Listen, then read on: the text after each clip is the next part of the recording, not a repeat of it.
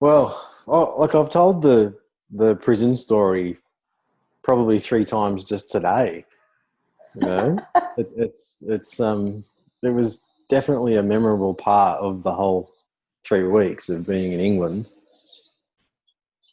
and that wasn't just some flippant, random 3 weeks. It was intended to be a three principles immersion of sorts. Like I did a formal program in the middle for 7 days, but then before that and after that, I'm intentionally having meetings with people from the principals community, like coaches, facilitators, counselors, however they show up in the world, just to connect with people that are doing things in the world, because there's such a hotbed of activity in England compared to Australia. So out of that came this opportunity to go to the prison in at Onley, and oh man, it was unforgettable. It really What was. what about it was? Tell me a little bit about when I invited you. Like, where were you? What were your thoughts about that? I remember being in London. I'd just arrived. It was the afternoon that I'd landed, literally. So I'd come in from Heathrow and then connected with you on Messenger somehow.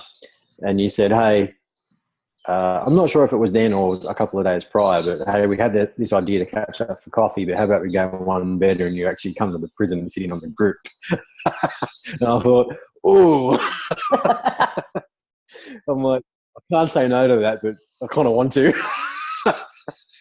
I didn't really want to, but I had that, some thinking about it, going, oh, wow, that's going to be really different, sort of wild in a way. So then my thinking started about what it could be. And it was just a little bit. It was like, oh, what do I have to go on? I've never been into a prison myself. I've only got things I've seen on TV and in movies about what prison could be. Yeah. So really, nothing substantial, just all made up stuff. But it felt fine. And what was really helpful was having a briefing with you when we just jumped on the phone and had a chat about it. You Yeah. brought it to life so well. Like it was clear that you could see um, the deeper wisdom in these guys that were going to be in the room, and that's really what it was all about. We were speaking to that. It wasn't about the circumstances or the barbed wire or the security or whatever. That was all there, and that was the circumstances. But you were clearly inspired about what you're doing, and had seen some profound changes in these guys. And the one bit that I remember you saying was how quickly they catch on. So Yeah. when I went to the group, I was looking for that. I was kind of curious about, oh yeah, let's see how quickly they catch on. And did you see that for yourself? Yeah, Yeah. yeah, they did, and that's probably one of the stories I've told today a few times. Is I remember. Am I allowed to say names? Like No, first no, name? no, No, no. no. So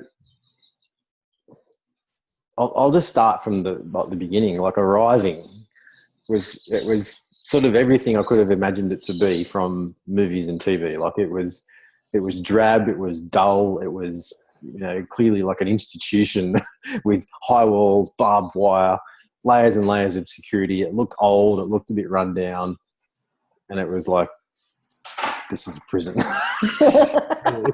Like, it's not dressed up. It's not fancy. It's not like ultra modern. It's like clearly out of the 50s or 60s or something, right? And it's looking a bit tired. And I wonder what's going to be on the inside.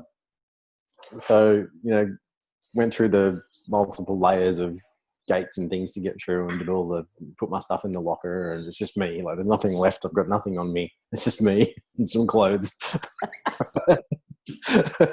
And it was kind of eerie because I'd come in at a time when all the inmates were still locked away. There wasn't free flow and there was no one around. And I didn't meet you, didn't meet anyone I knew. It was just this one guard that walked me through the grounds, and it was barren. I'm like, wow, I wonder what's going on behind the walls, It's just eerie, weird. So we caught up at the the lock-in, which was great. And the first thing I noticed there was they've got inmates that are actually working in the cafe and like on the front line serving customers there with, like waiting on tables, and then in the back room in the kitchen cooking behind the coffee machine at the other end. It was just like, wow, these guys are running the show. Yeah. It was really cool. And they're doing it. They're actually like smiling and happy and engaging and really interested in what I had to say. And it wasn't like a burden for them or a pain to do it. They were genuinely interested in their job. It's like, wow, there's a lot of business owners and real cafes out there on the other side that could benefit from this. Absolutely. They're actually liking what they do. So that was the first thing I noticed. And then fast forward to, we went and walked through the grounds, and then you said to me, come out the front, let's stand at the front of the room and greet them as they come for the group. So suddenly I saw the inmates come out and into that time that you call free flow. So the barren grounds of the prison turned into, in some ways it looks like a big schoolyard, just massive. Lots of tarmac and grass and, basketball courts and areas, and all of a sudden it's full of guys. And that was when I thought, wow, now's the moment. Like, I'm going to meet some of these guys, and I didn't know what to expect. Are they going to be standoffish? Are they going to be a bit tense? Are they going to be hard asses? Are they going to be rough? I had no idea. But what I found was just this warmth, and they really wanted to be there. I could see that. They obviously had a warmth and a connection with you from the previous week and any other interactions you've had. And what was interesting was that they called you Miss as soon as they arrived. Hi, Miss. Can I come today? Or, there was two new guys I remember really vividly out of the 12. I think it was 12, wasn't it? There was 10 that had been there for 1 week prior. And so I remember shaking their hands and finding it like, I just had a bit of superficial thinking about what they might be like, and that sort of got in the way of a connection. And they had exactly the same thing. They just had a little bit of trepidation about, who's this new person? That was it. That was the extent of it. And under that, it was just like a normal guy, another normal guy, another normal guy. So in we went and did the introduction and started. And, man, I'll never forget it. It couldn't have been more than half an hour into that group, and you'd been talking about the nature of thought, and you just drew one image on the board, which was like a river and lots of T's for thought, and that's the world we live in, and we're pointing to that. And I think maybe each of us, there was you and Lily and Jackie and myself, and each of us at some point said something and contributed a little bit, which was nice. And obviously there was a bit of a novelty factor with me, I think, being a guy, but also an Australian. They're like, what the hell are you doing here? You could have gone anywhere. What are you doing here? Why would you come to this place? And I could have been smart about it, but it really just gave an honest answer that I really do want to be here. I'm genuinely interested in what's happening in this room, because the work Jacqueline's doing, I'm speaking to you in the third person right now, but I was pointing to you at the front of the room at the time. Your work's become really well known. Like, I live on the other side of the world, and I've heard about it because it's making an impact, and I wanted to come and see it. So I'm really interested genuinely in what you guys are going to hear today and see for yourselves, and I want to hear what you hear. And that's it. It's really authentic. And I think that was noticed, that it was a genuine interest. That it wasn't some flippant visitor and some novelty. It was like, wow, what's really possible here?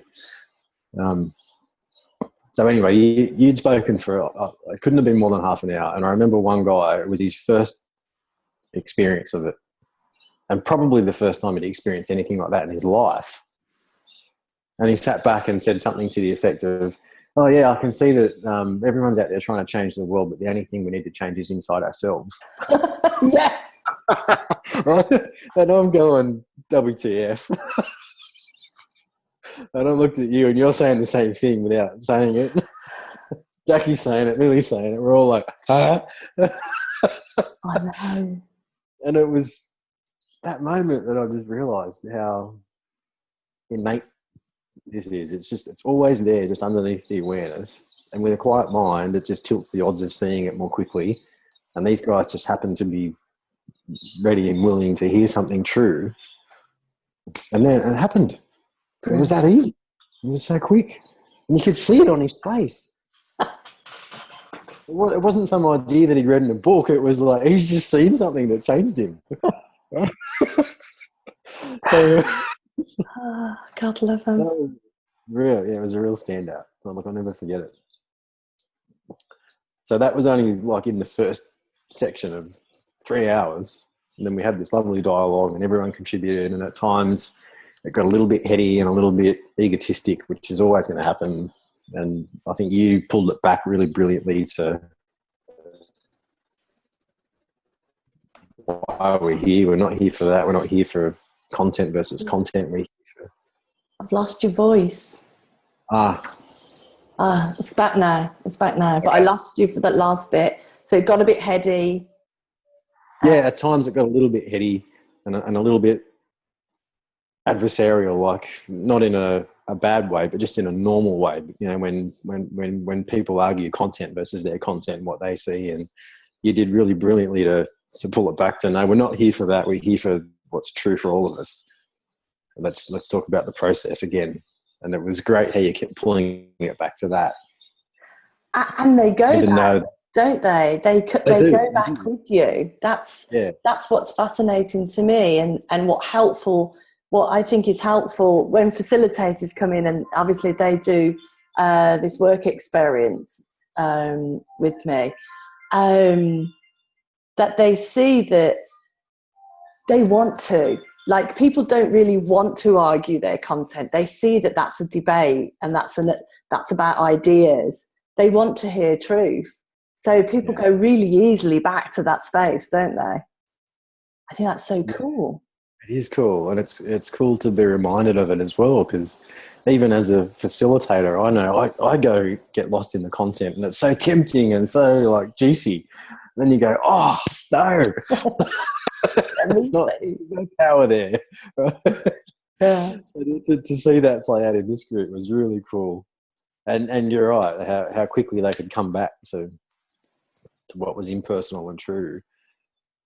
And by the end of it, you know, it was 3 hours, and I remember there were 2 guys that were there for the first time, and so we talked about what the insight one guy had within the first half an hour. But then at the end, I remember the other chap who saw something profound as well. I can't remember his words, but I remember him finally contributing something to the conversation, and it was equally deep. And they're like, "Oh my God, he's seen it too."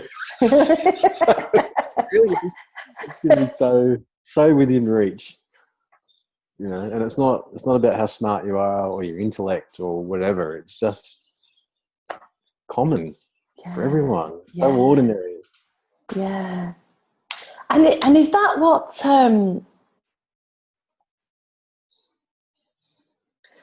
not surprising, but I guess surprising in a way, but is that what's so powerful about seeing it, is that, or it was for me, is that the circumstances, education, emotional intelligence, background, behavior, none of it matters when we're talking about the truth or the common sense. Everyone has it.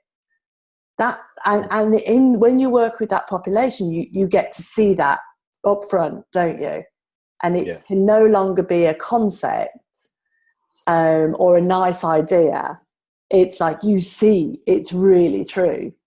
People struggling with many mental health conditions and diagnoses and all sorts of things see it too, and it's undeniable, isn't it? Yeah.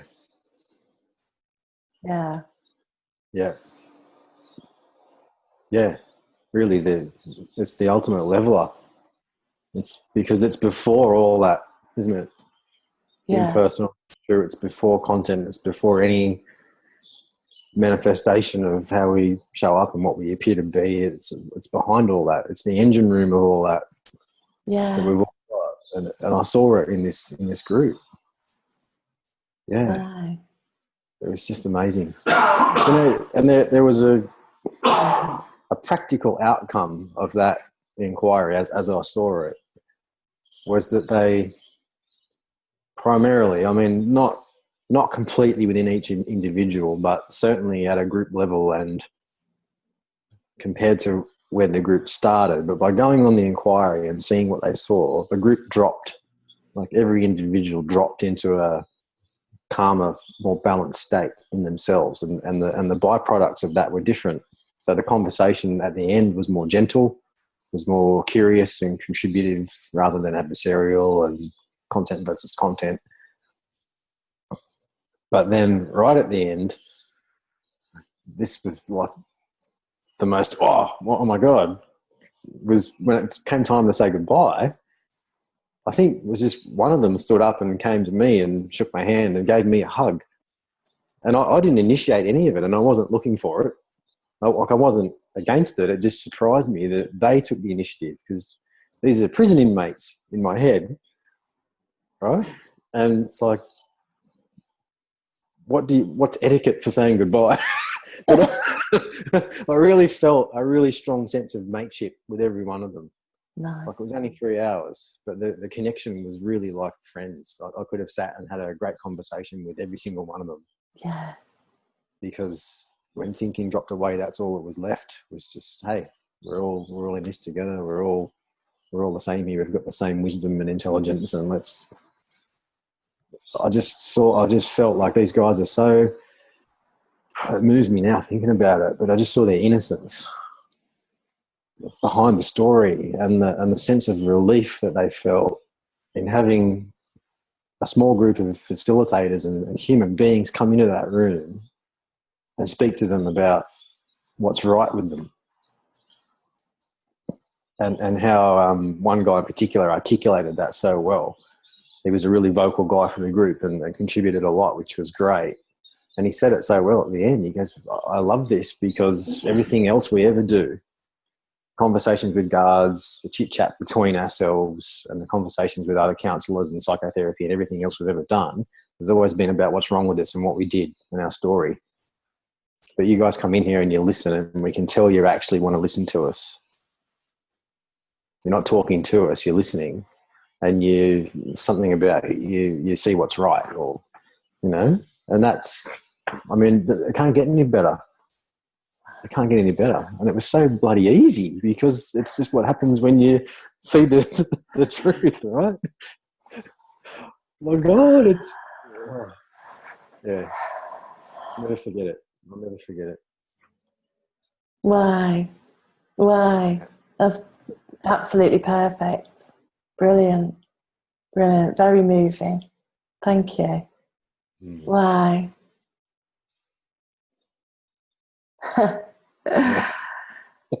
Yeah, I mean, you know, people think it's cliche or you know, sort of pat to say, when I say, like, I do feel blessed. Like, I really do feel blessed. I literally have to pinch myself to think that that's what I get to do. That's what I get to do. And to see that and wake people up to that. And it's so inspiring. They inspire me. I just did a 3-day intensive with Paul Locke. We did a 3-day intensive in the prison with 13 guys. And it was like being on a retreat. I could have been, you know how you said they were your mates? I could have been anywhere in the world with a bunch of my closest friends. And just, it was so moving, inspiring. I saw things for myself. Like, I really had so many insights, and I was popping all over the place, like, had all these ideas and, you know, business ideas. And literally at the end of the 3, I mean, we were really done by day 2. By the end of day 2, we were done. They, you know, if you had to walk away, then no problem. And we had another half a day. We've got a follow-up in 2 weeks, but we had another half a day with the guys. And the next morning they came in, and they were not as settled. Like, they were great compared to the start. And you know, they were all sleeping. They were saying that they were sleeping at night, which they hadn't done. And they talked about friendship, and they were having some great insights. But they weren't really. We'd established this this sort of agreement that every person who spoke would have the space to speak, and we would just let some space be around that, so that that person could, you know, come to their own conclusions, but also so that we could hear a little bit deeper. So we'd introduced this, and it was working really well on the 2 days, and mostly worked well. But on this morning, they wouldn't settle. And after about, 40 minutes or so, we said, this is not really working. Like, they're done anyway, and this isn't really working. So let's have a break and see where we go from there. And in the break, we talked about, well, we have the option to take them back to their cells or their work if it's before a cut-off point. So we could have done that. And we were talking about all these options. And we said, well, yeah, let's do that then. And but we had some paperwork to do at the end. And so Paul said, well, why don't we just capture some of their thoughts on paper, so that I can use in my write-up. And I said, oh, yeah. And then I remembered that at the beginning, we'd done a list of what did they want to get out of the program. And I said, why don't we ask them, did they get what they wanted from the beginning? And we had the most magical hour that I've probably ever had in my life. It was amazing. And just itself, it was amazing. It was beautiful. They were insightful. They'd seen things at such levels that were beyond me. They were just so connected, and it was so relevant to them. They could see the relevance in their lives. And what I loved about it, secondly, is that it's like a walking meditation. It was when I had an idea about how the class would run that day, didn't really work, wasn't really working, that we could let that go and just get out of our own way and not have any expectation. And back to what you said at the beginning, we were then surprised with this new thing that made total sense. It was obvious. As soon as I said it, Paul went, of course we should do that. It's obvious. And then we went into this deeply magical place, and they came with us. And that's just another reminder. Yeah. That's what we're doing all the time. That's possible all the time. And you only have to look away. You only literally have to go, okay, that's not working. And something fresh comes. Yeah. That's so useful and so relevant. And so relevant and appropriate. Yeah, appropriate for the moment. Yeah. And perfectly constructed and delivered from somewhere within the mind. That's it. And not woo-woo, not I talk about it as in it was magical, and it was magical, but it's so perfect for that moment. Yeah. Like you said, the delivery, the implication, the relevancy, potency, the manageability, everything. Yeah, it's all there, isn't it? It's all there. You don't need anything else. Yeah, bundled. Yeah, like way better than I could have done it. Yeah. So that was a really powerful and beautiful reminder. And so when I say I learn from my guys, it's not flippant. it is, you know, physically, literally, spiritually, practically, I learn all the time. And it's, again, you know, I feel in awe of what I get to do. And it's so simple, like you said. Yeah. Oh, this is just the best. It is. I feel the same. I feel lucky to have just come on the journey for this little snippet of the experience. Yeah. Wow, it is. Yeah, I love reflecting on it too. Like just telling the story and looking back, and then hearing your other experiences. Now I've got some context to put it in, and I can imagine that 3-day immersion happening. Yes. And I think, wow, that would have been really rich, and I can visualize myself there and think, yeah, I would have had a lot of learning myself as much as anyone. It's a real leveler. Like it really is. It just, and that came through in the program that I did whilst I was over there as well, was the fact that there were no teachers or gurus in the room. There were facilitators and almost like tour guides that were definitely working from some experience at doing that. But really that wasn't the show, and the answers weren't there.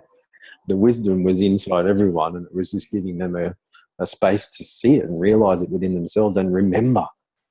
I think in some sense it wasn't even new. It might have felt new and, wow, I wish I'd have known this ages ago, but it's just a reminder that everyone was having.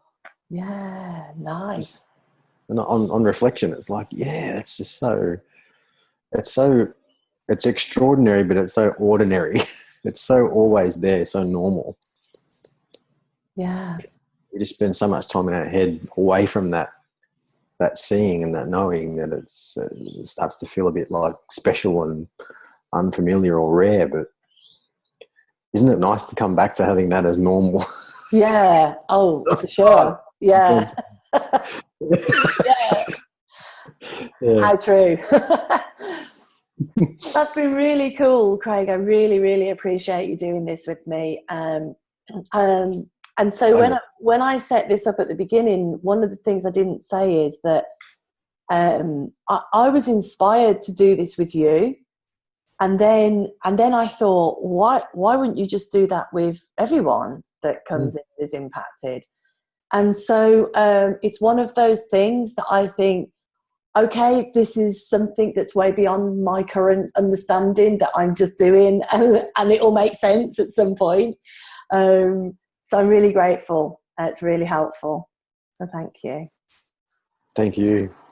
Yeah, thanks for making the offer at the beginning to visit the prison and having open arms to have a guest along, and it wasn't even just like sitting as a passive guest to, you know, it was like, hey, have you got something to contribute? It was really awesome to just be so open about it and participatory and all that. And wow, yeah, truly like a impactful experience.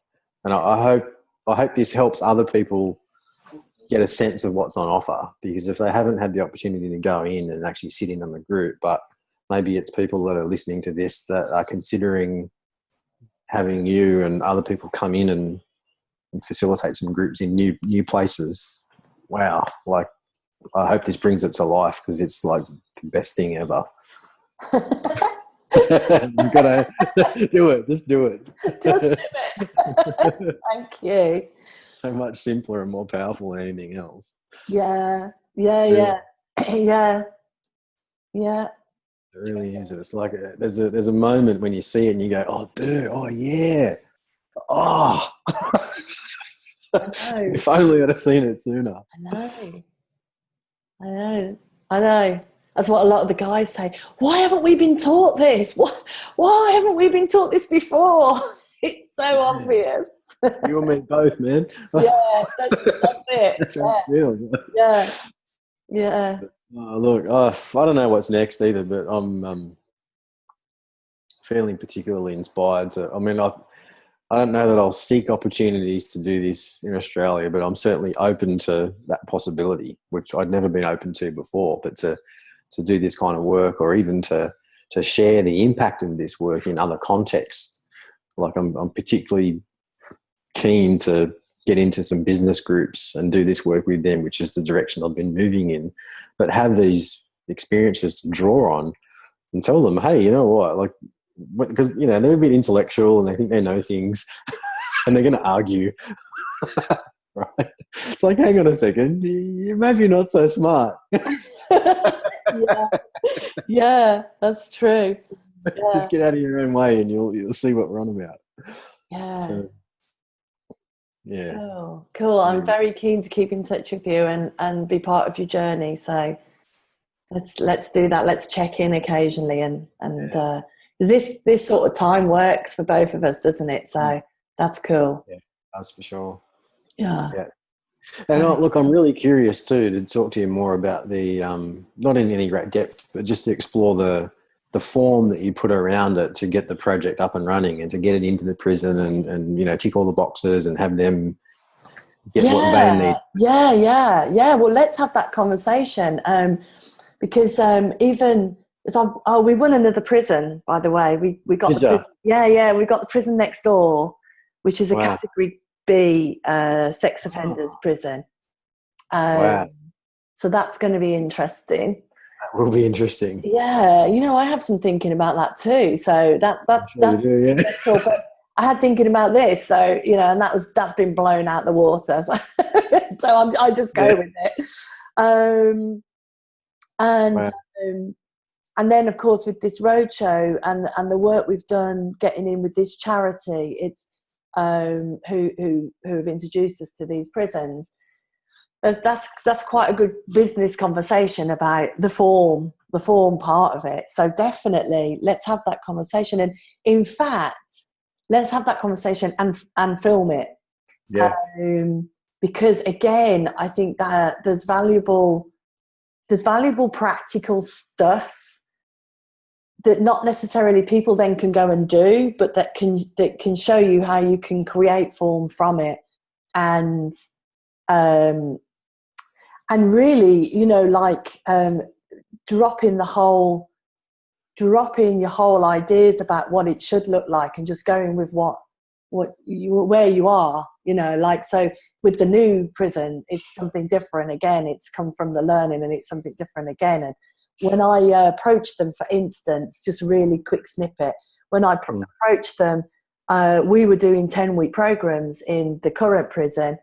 And I'd already had the idea and the sort of, from a practical point of view, a 3-day intensive is makes way more business sense. And I was told that it was more impactful, but I hadn't experienced that for myself. But I could see that from a business point of view, it meant that I could go the length and the breadth of the country, you know, to deliver something. You're fresher, I'm fresher, like going in every week, you can get a little bit stale. So you're fresher. It's a new bunch of people, so that already brings a dynamic. So many things about moving to that new model. But I had this existing working model that I was attached to, you know, that I thought, and then I thought, well, when I first pitched for that business, it was going to be a 12-week program because that fitted in with how they measure things.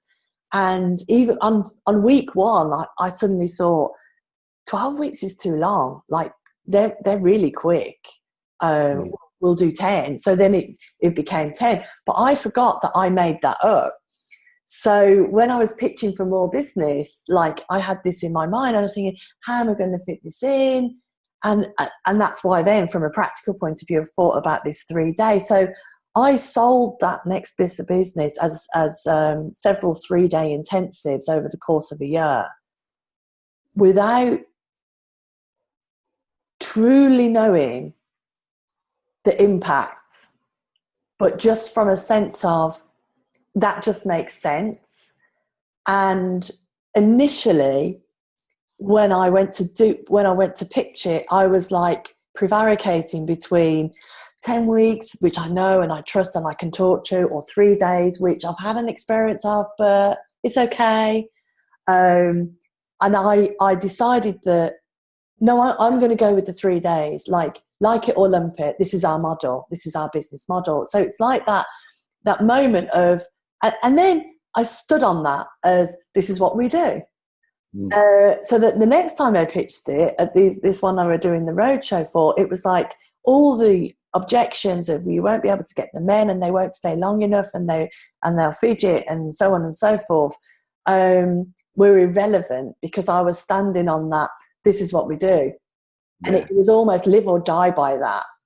It's not that I'm not going to, oh, well, I'll do this for you or I'll do that for you or I'll do anything. Like in my old days of coaching, you know, it's like, do they pay? Yeah, well, I'll do it. Whatever it is. Whereas now it was very much that, no, I feel this is right and I'm going to go for it. And it's interesting to see that I did win that business. And that now I've had this experience of the 3 days and it's obvious that's what we should do. Yeah. So it's funny because people sometimes wait for that impactful moment to be able to speak about it. But it's the other way around with me. It's that there's a pragmatic knowing of that just makes sense and I don't really know why, but I'm going to go with it anyway. And then I have the experience of it that feeds it. Does that make sense? Yeah, perfect sense. Yeah. Yeah. So there's a lot of stuff like that I think is helpful to share with people, because when you're feeling a bit lost and you're trying to move out there and talk to people, it can all look like a bit of a minefield. And obviously, when I talk about it, it's just the way I'm doing it. Doesn't mean it's not how to. It's just I would hope to inspire people to then find their own way.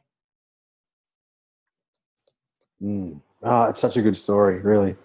I could listen to it for hours. But I have to go to Chelmsford, which I wouldn't invite you to. It's not. If you were here, I wouldn't take you to Chelmsford Wood. I'd take you in prison, but I wouldn't take you to Chelmsford Wood. Well, what's this one? Is it different? No, it's this is I'm part of School for Social Entrepreneurs, and it's a visit to a social enterprise that is successful. So, but Chelmsford Wood is a sort of, what do they call it? Deprived area of Birmingham. But it's got a lot of regeneration possibility and stuff, so it's good. It was. I'm not only kidding. I love Chelmsford Wood, really. Yeah. Don't record that. Don't. No, you cut that bit off. So that's cool. that's it. Very cool. We'll speak in a few weeks then and have that conversation. Yeah. Great. Yeah, okay. And hopefully it helps you, spread the word more. And likewise, would you share the recording back with me? Of course, if you can upload it, then I can already think of someone I know that works in rehab in a prison in Sydney. So I might send it to him, and then who knows? Great. Who knows what could happen? Brilliant. Yeah. Yeah, very cool. Cool. All right then, awesome. Take care. Thanks, yep, Bye. you too. Bye. See you. Bye.